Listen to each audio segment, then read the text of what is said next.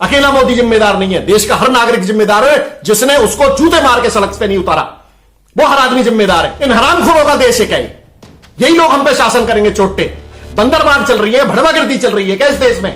ये जनता का देश है क्या इन चोटों का देश है? क्योंकि आपके रगों में गुलामियत दौड़ रही है, आपके रगों में खून नहीं है, आपके रगों में गुलामियत का जहर दौड़ रहा है।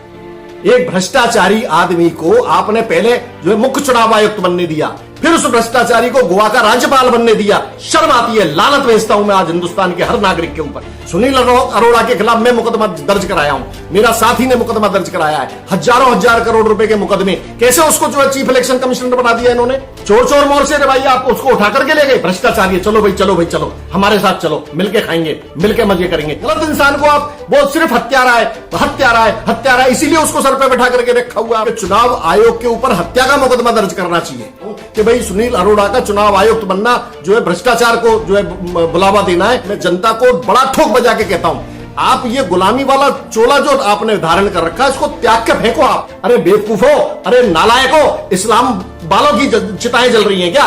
उनकी लाइन लग रही है क्या शमशान के बाहर? किस तरह से मुख्य चुनाव आयुक्त सुनील अरोड़ा राजस्थान में कई जगह जहां जहां वो रहे, होम सेक्रेटरी रहे, रीको के चेयरमैन रहे, वहां उन्होंने कैसे कैसे भ्रष्टाचार किया। हमारे और हमारे साथियों के कुछ मुकदमे भ्रष्टाचार के मामले में सुनील अरोड़ा जी के खिलाफ लंबित हैं, कोर्ट में लंबित हैं। मैंने बताया था कि जो है हमारा मेट्रोपॉलिटन मजिस्ट्रेट जो है MM11 जयपुर में हमारा जो है मामला ऑलरेडी चल रहा है और प्रकरण विचाराधीन है, उसमें उनको क्लीन चिट नहीं मिली है। वो 3000 करोड़ का मामला है। और ऐसे ही एक और मामला है जिसमें हजारों करोड़ रुपए की संपत्ति को खुर्द-बुर्द किया गया है, उसको जो है इंडस्ट्रियल लैंड को, और बड़ी बड़ी बिल्डिंग्स और में मॉल बना दिए गए और उसमें कॉमर्शियल टैक्सेशन की हेराफेरी की गई है और कई नियमों को ताक पे रख करके अपना गुप्त मंतव्य पूरा करने के लिए, भ्रष्टाचार कारित करने के लिए इन्होंने उसको जो है मामले को भ्रष्टाचार किया है। दोनों मुकदमे अभी कोर्ट में लंबित हैं, किसी भी मामले में इनको क्लीन चिट नहीं मिली है। उसके बावजूद, क्योंकि दोनों मामले हजारों करोड़ रुपए के मामले थे और ऐसे मामले लंबित होने के बावजूद मोदी जी, जो कि जब सबसे ज्यादा भ्रष्ट अधिकारी कौन कौन है IAS अधिकारी, उनमें से इनको छांट करके केंद्र में ले जाते हैं और अपने बहुत ही ज्यादा महत्वपूर्ण पद जो है वहां पे इनको देते हैं। मैंने पिछले वीडियो में बताया था कि इनका मुख्य चुनाव आयुक्त बनने का क्या कारण है। दोस्तों, मुख्य चुनाव आयुक्त एक TN शेषन हुआ करते थे किसी जमाने में, जिन्होंने ये बता दिया कि मुख्य चुनाव आयुक्त होता क्या है, चुनाव आयोग की जो है जिम्मेदारियां क्या है, कैसे चुनाव आयोग जो है सत्ता के अधीन नहीं रहता है, वो निष्पक्ष रहता है। उन्होंने एक बार बड़ा फैसला लिया था, भारत सरकार लिख दिया था, तो उन्होंने कहा नहीं, ये भारत सरकार के अधीन में नहीं आता है, ये चुनाव आयोग है, चुनाव आयोग निष्पक्ष एजेंसी है। ये उनका जो है किसी जमाने में काम करने का तरीका हुआ करता था। तो ऐसे भ्रष्ट जो जिनके ऊपर भ्रष्टाचार के बड़े बड़े मुकदमे लंबित हैं, ऐसे आदमी को मुख्य चुनाव आयुक्त बनाने का मोदी जी का लक्ष्य क्या था? बड़ा क्लियर है। आप एक कॉमन विट का आदमी, जो सामान्य बुद्धि का आदमी बहुत आसानी से समझ सकता है कि किसी भ्रष्ट आदमी को अगर आप महत्वपूर्ण पद पर बिठाते हैं तो निश्चित बात है कि अपनी पार्टी को और अपने खुद को लाभ पहुंचाने के लिए जो है उनके द्वारा अपनी पार्टी की मदद करवाने के लिए आप उनको मुख्य चुनाव आयुक्त बनाते हैं। क्योंकि वो दबा हुआ है, वो अधिकारी इसलिए दबा हुआ है कि उसके खिलाफ ऑलरेडी मामले लंबित हैं। अगर वो आपका कहना नहीं मानता है और अपने कंप्रोमाइज नहीं करता है अपने अधिकारों के साथ, तो वो आप उसको बर्फ में लगा सकते हो। आप अपने लोगों को बोल सकते हो कि भाई, लोगों को बोल करके उसके खिलाफ मुकदमे को निकलवा सकते हो और उसके खिलाफ जो है कार्रवाई करा सकते हैं। ये सरकार के हाथ में बड़ा आसान सा काम है सरकार के पास। तो इस तरह से उन्होंने उसको जो है इस्तेमाल किया। चुनाव आयोग को मोदी जी ने अपने फायदे के लिए, अपने पार्टी के फायदे के लिए, अपने राजनीतिक फायदे के लिए, अपने चुनावी फायदे के लिए पूरे चुनाव आयोग की मशीनरी का, पूरे चुनाव आयोग के अधिकारों का जो इस्तेमाल किया। अभी मैं इस बात को जिक्र क्यों कर रहा हूं, मैं बताता हूं आपको कि अभी मद्रास हाई कोर्ट का एक जो है जजमेंट आया है, एक फैसला आया है, जिसमें बड़ी तल्खी में उन्होंने कहा है कि चुनाव आयोग के ऊपर हत्या का मुकदमा दर्ज करना चाहिए, क्योंकि इन्होंने जो है इनको रैली पे रैलियां करने दी। मतलब आप ये सोचिए कि मतलब उन्होंने किस हद तक कंप्रोमाइज किया अपने अधिकारों को, किस तरह से इन्होंने बीजेपी के पक्ष में इस्तेमाल किया कि बीजेपी की बड़ी बड़ी रैलियां, लाख लाख 2-2 लाख आदमियों की रैलियां जो है उन्होंने करने दी, जबकि कोरोना का महाकाल चल रहा है। आज बंगाल में हर दूसरा आदमी कोरोना पॉजिटिव आ रहा है। आप ये देखिए आसाम में यही स्थिति होगी। हर जगह जहां जहां 5 जगह चुनाव हुए, हर जगह स्थिति इतनी बुरी और भयावह हो चुकी है कि लोग जो है संक्रमित होते जा रहे हैं। अस्पतालों में लंबी लंबी लाइन लगी हुई है और लोग जो है ऑक्सीजन के बिना बिना दम तोड़ रहे हैं। और उसके लिए मद्रास हाई कोर्ट ने, मैं अकेला कहने वाला नहीं हूं, मद्रास हाई कोर्ट ने जो है चुनाव आयोग को जिम्मेदार ठहराया है और इतनी तलखी में, इतना नाराजगी में उसको कहा हुआ है कि भाई इनके खिलाफ हत्या का मुकदमा दर्ज कराओ आप। ये मेरे जो आरोप है, मैं जो शुरू से पहले दिन से कह रहा हूं कि भाई सुनील अरोड़ा का चुनाव आयुक्त बनना जो है भ्रष्टाचार को जो है बुलावा देना है और निश्चित रूप से सरकार की मदद करने के लिए इनको चुनाव आयुक्त बनाया गया है। उसकी मेरे जो आरोप हैं उनको मद्रास हाई कोर्ट के चीफ जस्टिस ने जो है पूरी तरह से साबित कर दिया। और मैं आज डंके की चोट पे कहता हूं, इनका जो है जितना फायदा सुनील अरोड़ा ने और इनकी टीम ने इनको मोदी जी को पहुंचाया है, उसका नतीजा है, उनका रिवार्ड इनको मिला है कि उन्होंने गोवा का राज्यपाल बना करके, इधर रिटायरमेंट हुआ नहीं, दूसरे दिन गोवा का राज्यपाल बना करके वहां पे ऐश कहां में भेज दिया उनको।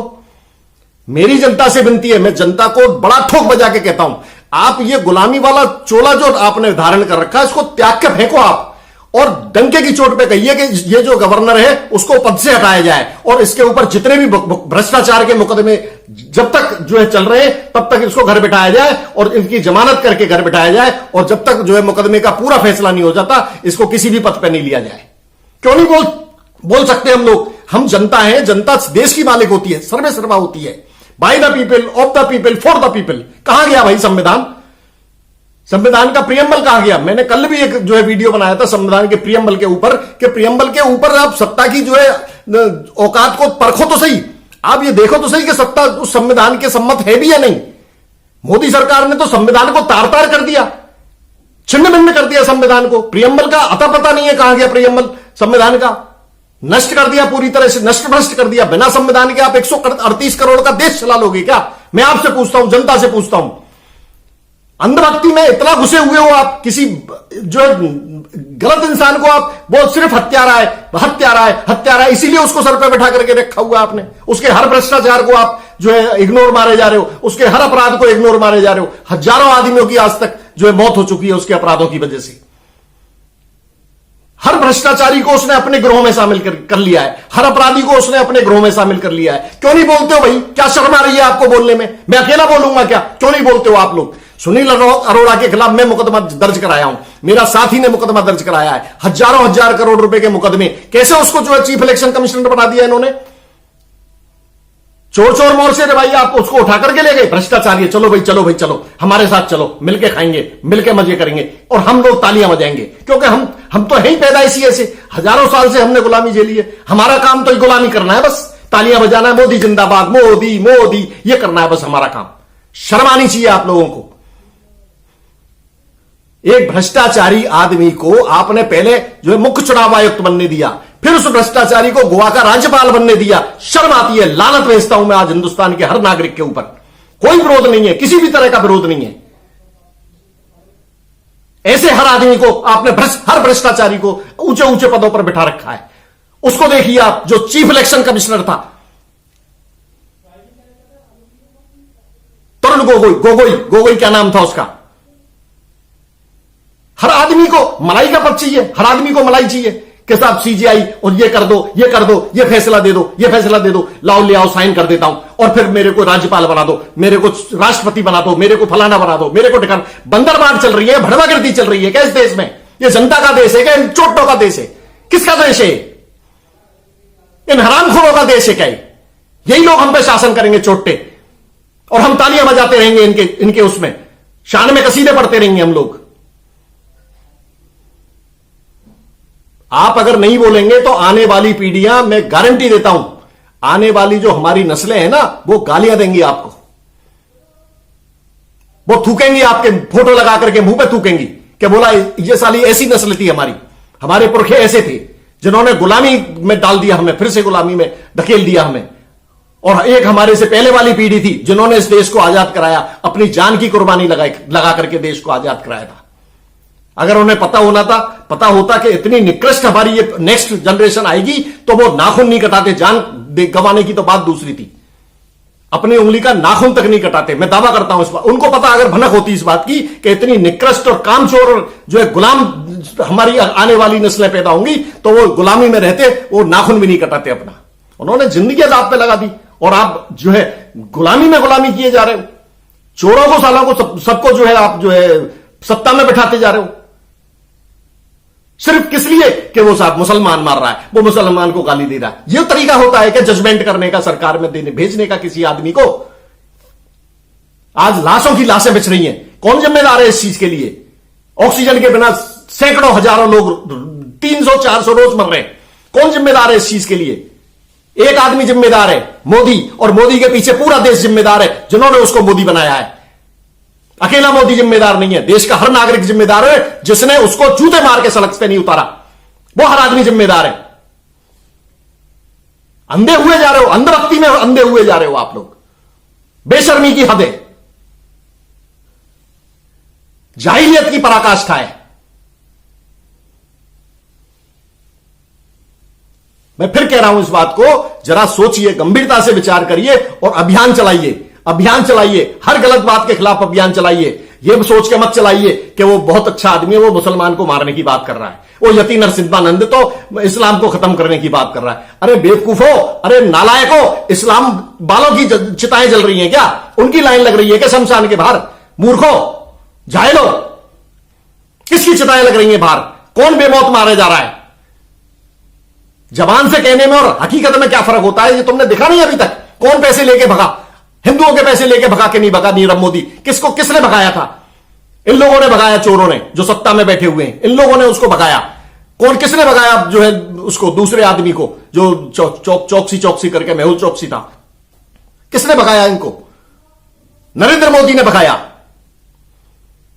10-10, 20-20 हजार करोड़ लेकर के लोग चंपे, विजय माल्या चंपत हो गया, फलाना चंपत हो गया।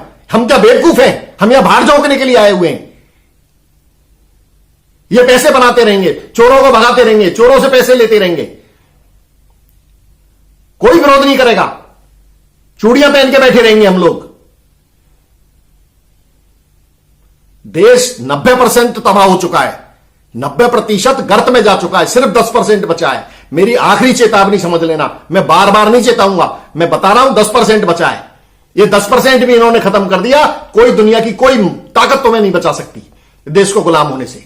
बाद में आप बंधुआ मजदूर की तरह जो है कोलू के बैल की तरह पिसना और 2 टाइम की रोटी खाना और बस आप मजे करना। फिर उसके बाद मैं समझता हूं हिंदुस्तान का आदमी इसी बात से संतुष्ट रहेगा, इसी चीज से संतुष्ट है। उसे आजादी चाहिए ही नहीं, उसे नफरत है आजादी से।